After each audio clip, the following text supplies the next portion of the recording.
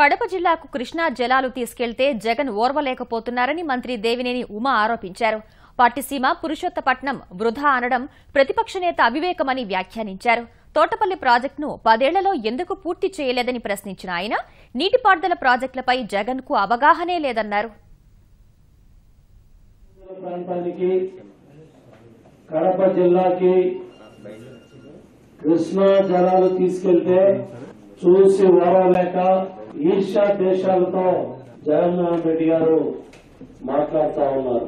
పట్టిసీమ వృధా, పురుషోత్తపట్నం వేస్ట్, పోలవరం పూర్తయ్యేది. మీకు ఎందుకు చేత కాలేదో నేను అడుగుతా ఉన్నా.